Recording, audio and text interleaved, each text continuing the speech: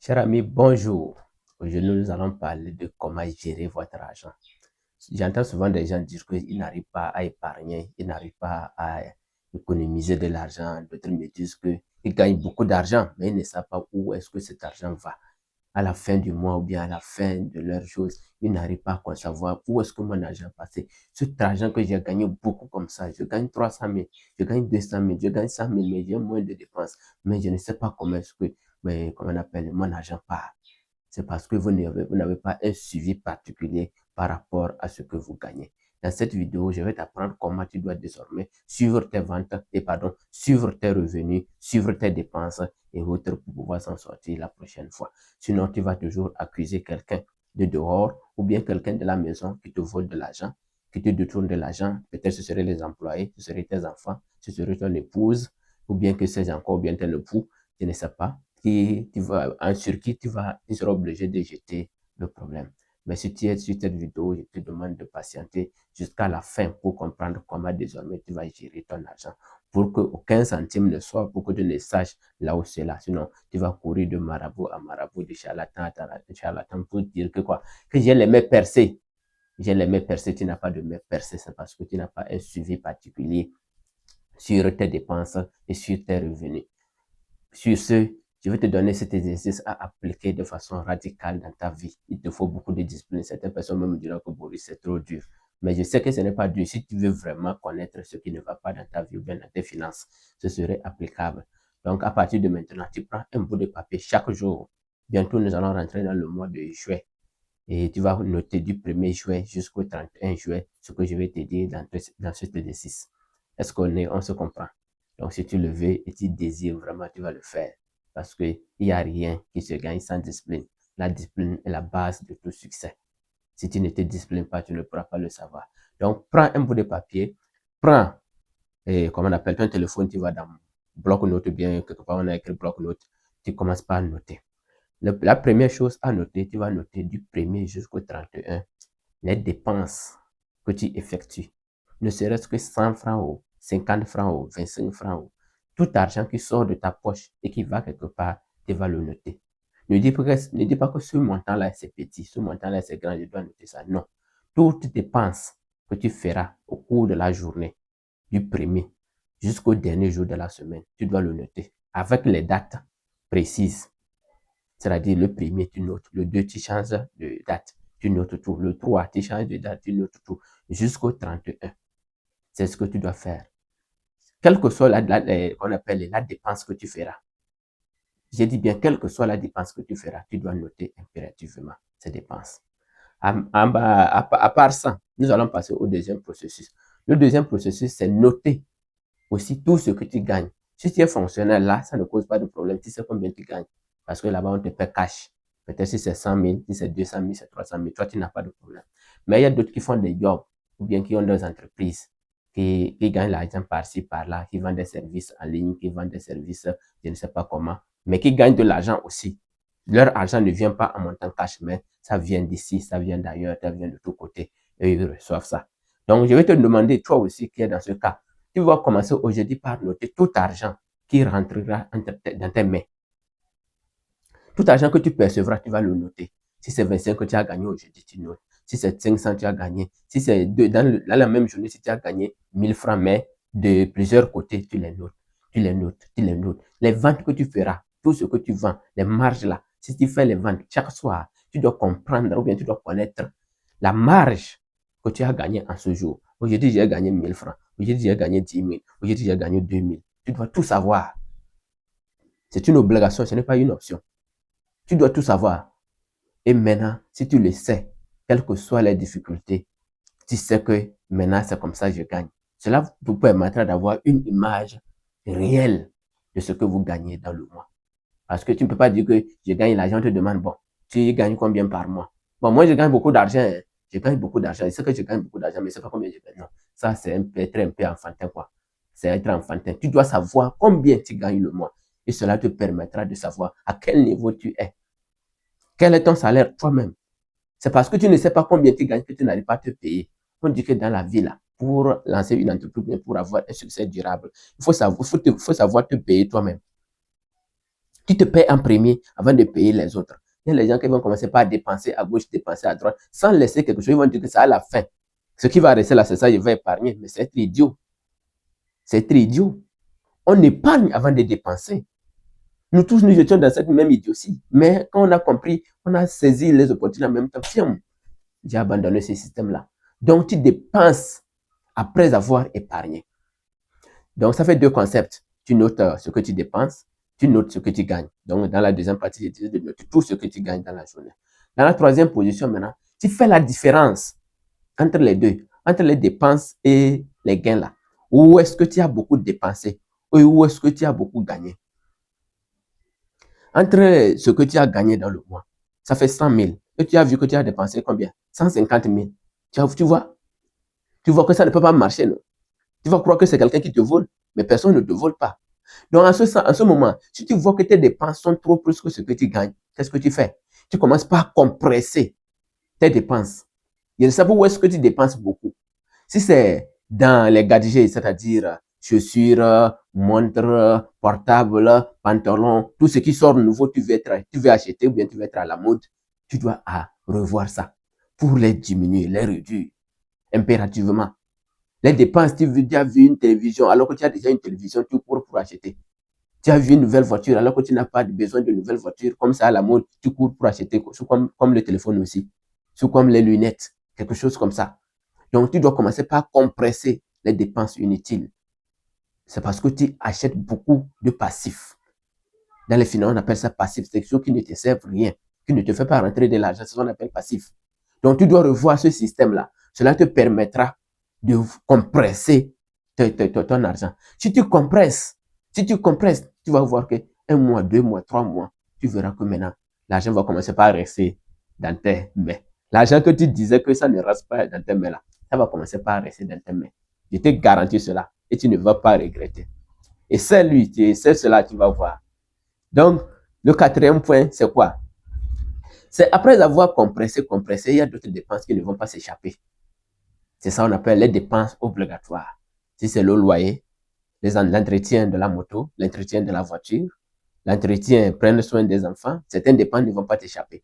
Mais si tu vois que toutes ces dépenses ne t'échappent pas et que ces dépenses sont obligatoires, qu'est-ce que tu dois faire? Tu dois courir pour chercher d'autres sources de revenus. En ce moment, il ne s'agit pas de compresser. Ici, c'est ta propre liberté. Tu as le droit maintenant pour pouvoir vivre ou bien survivre là. Tu as le droit. C'est une obligation pour toi d'aller chercher d'autres sources de revenus pour venir compenser ces trous-là. Et si quand tu vois, là, pardon, comment on appelle, si tu vois d'autres personnes entrepreneurs s'en sortir, ils n'ont pas une seule source de revenus. Ils ont plusieurs sources de revenus de part et d'autre. Et c'est ça qui leur permet de pouvoir abîmer certaines dépenses au cours de leur vie. Quand l'heure viendra que tes dépenses sont plus bas, plus que, comme on appelle, tes revenus, tu verras que tu seras obligé de dépasser certains niveaux et tu vas commencer par voir que l'argent reste effectivement dans tes mains. Donc, applique ce système. La Bible nous dit qu'il faut avoir au moins 7 à 8 sources de revenus. C'est pourquoi d'autres disent qu'on ne met pas ses œufs dans le même panier. Si tu mets tes œufs dans le même panier, tu vas voir que tu vas connaître beaucoup de chutes. Pourquoi tu dois mettre tes œufs dans le même panier? Et si le panier là se casse, où est-ce que tu vas aller? Donc, c'est pourquoi on nous demande d'avoir plusieurs paniers, c'est-à-dire d'avoir plusieurs sources de revenus. Il faut avoir plusieurs sources de revenus, c'est très important. Si tu veux t'en sortir financièrement là, tu dois avoir plusieurs sources de revenus. Ici m'apporte 10 000 le mois, ici m'apporte 20 000 le mois, ici m'apporte 30 000 le mois. Tu vas voir que cela te permettra de s'en sortir. Mais si tu attends salaire seulement, par exemple, si tu es fonctionnaire et que tu attends salaire seulement à la fin du mois, mais tu auras les mains percées, c'est normal. Tu vas rouler de dette en dette. Tu vas rouler sur l'amertume, sur l'amertume. Et on va te voir rouler sur moto, bien sûr, tu marches là-bas avec les mots dans la bouche en train de parler seul. Oui, c'est normal que tu partes seul parce que les dépenses te dépassent.